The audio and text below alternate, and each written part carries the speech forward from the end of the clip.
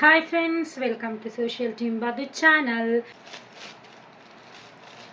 சின்ன வெங்காயத்தையும் பூண்டையும் நான் எல்லா கேப்லையும் ஃபில் பண்ணிட்டேன்.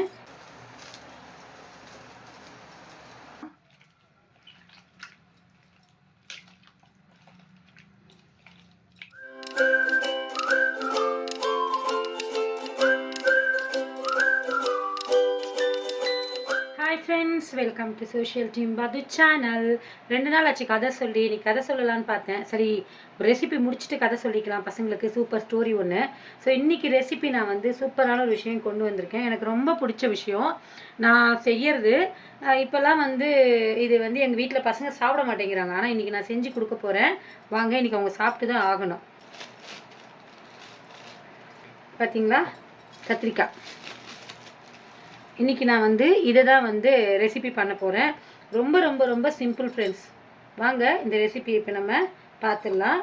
பூண்டு, தக்காளி, கத்திரிக்காய், சின்ன வெங்காயம் இதான் எடுத்திருக்கேன் ஃப்ரெண்ட்ஸ். நான் ஒரு கத்திரிக்காய் தான் எடுக்க போகிறேன். இந்த ஒரு கத்திரிக்காவை நான் வந்து நல்லா வாஷ் பண்ணி தொடச்சி வச்சுட்டேன். கட் பண்ணிக்கலாம். இந்த மாதிரி நம்ம இப்படி பண்ணும்போது நம்ம இதில் பார்த்துக்கலாம் எப்படி இருக்குது, பூச்சி புழு ஏதாவது இருக்கா அப்படின்றத நம்ம பார்த்துக்கலாம். நிறைய லேயராகவே கட் பண்ணிக்கலாம். நீங்கள் நல்லா உள்ள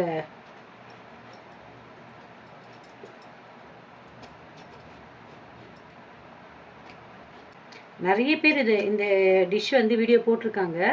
பட் நான் கொஞ்சம் வித்தியாசமாக பண்ணுறேன். அதனால் வந்து நான் இதை இன்றைக்கி அப்லோட் பண்ணுறேன். ஃப்ரெண்ட்ஸ் பாருங்கள், முதல்ல இந்த மாதிரி பார்த்துக்கோங்க, புழு பூச்சி ஏதாவது இருக்கான்ட்டு. சரிங்களா?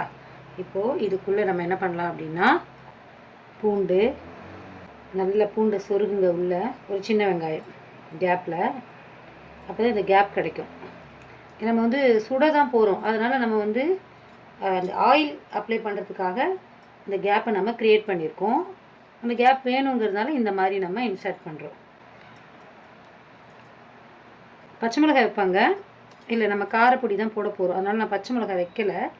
ஒரே பச்சை மிளகாய் நம்ம வேணால் வதக்கிக்கலாம். இப்போது பாருங்கள், சின்ன வெங்காயத்தையும் பூண்டையும் நான் எல்லா கேப்லேயும் ஃபில் பண்ணிட்டேன். பாருங்கள், எண்ணெய் நல்லெண்ணெய் இருந்தால் ஓகே. நான் வந்து இப்போ இது தடவத்துக்கு ரீஃபைண்ட் ஆயில் தான் வச்சுருக்கேன்.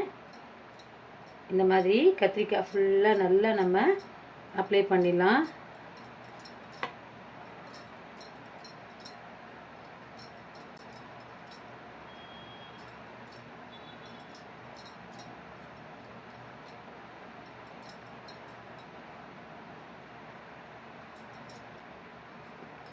ரெண்டு தக்காளியிலையும் நம்ம இந்த மாதிரி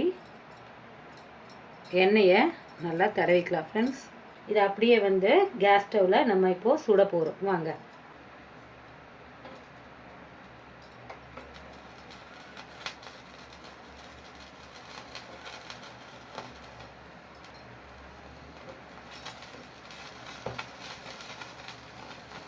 சிம்மில் வச்சுக்கோங்க ஃப்ரெண்ட்ஸ்.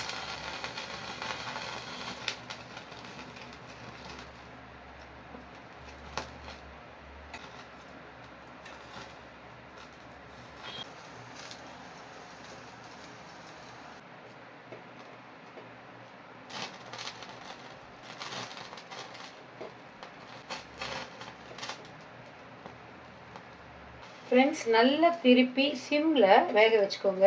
பாருங்கள், இந்த தக்காளி வெந்துருச்சு. தோல் வந்து அதுவே ஆட்டோமேட்டிக்காக வருது பாருங்கள். கத்திரிக்காய் மேக்ஸிமம் ஒரு 90% வெந்திருக்கு. இப்போ நம்ம எடுத்துடலாம். இப்போ இது ஆறின பிறகு இதோட ஸ்கின் வந்து அப்படியே வந்துடும். அதை நம்ம எடுத்துட்டு அடுத்தது என்ன பண்ணலான்னு பார்க்கலாம். ஃப்ரெண்ட்ஸ், நல்லா ஆறிடுச்சு. வாங்க இதை வந்து நம்ம தோலை உரிச்சிக்கலாம். இப்போது இந்த தக்காளி பாருங்கள், பாதி சுடும்போதே இது வந்துருச்சு. ஓகேங்களா?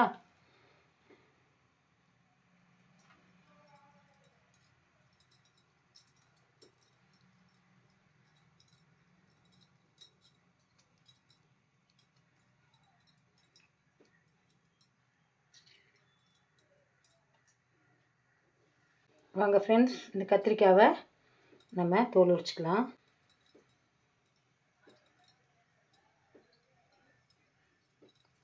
நம்ம எடுக்க எடுக்க அது அப்படியே வர ஆரம்பிக்கும். இன்னும் கொஞ்சம் சூடு இருக்குது. அதுதான் நீங்கள் எத்தனை லேயர் வேணாலும் போட்டுக்கோங்கன்னு நான் சொன்னேன். பார்த்தீங்களா? வெந்த பிறகு இந்த மாதிரி வரும். காம்பு வந்து நமக்கு இந்த மாதிரி கிரிப்பாக பிடிச்சிக்கலாம். பார்த்தீங்களா? எவ்வளோ அழகாக தோல் உரிக்க வருது பாருங்கள். இந்த மாதிரி முழு கத்திரிக்காயையும் நம்ம இப்போது தோலை உரிச்சிக்கலாம். ஃப்ரெண்ட்ஸ், இதை நல்லா நம்ம வந்து பாருங்கள், நான் தோல் உரிச்சிட்டேன். பார்த்தீங்களா? இப்போ இதுக்குள்ளே சில வெங்காயம்லாம் சுட்டு இருக்கும். இதை நம்ம வந்து முதல்ல மசிச்சிக்கலாம். சுடுது ஃப்ரெண்ட்ஸ், பாருங்கள். இந்த காம்போடு நான் எடுத்துட்டேன்.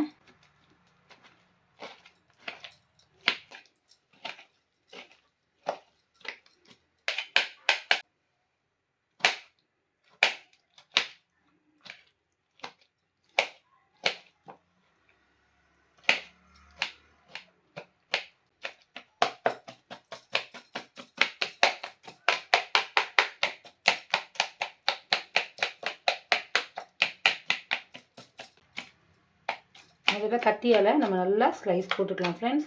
இந்த பூண்டு வெங்காயம் எல்லாத்தையும் இந்த மாதிரி நம்ம நல்லா ஸ்லைஸ் போட்டுக்கலாம்.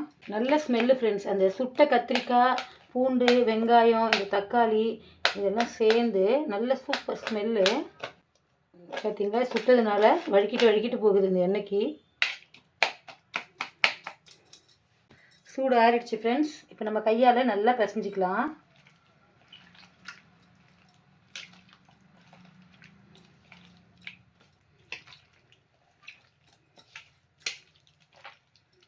கத்திரிக்காய் பிடிக்காதுன்னு சொல்கிற குழந்தை கூட இதை வந்து இந்த கிரேவியை நல்லா விரும்பி சாப்பிடுவாங்க ஃப்ரெண்ட்ஸ்.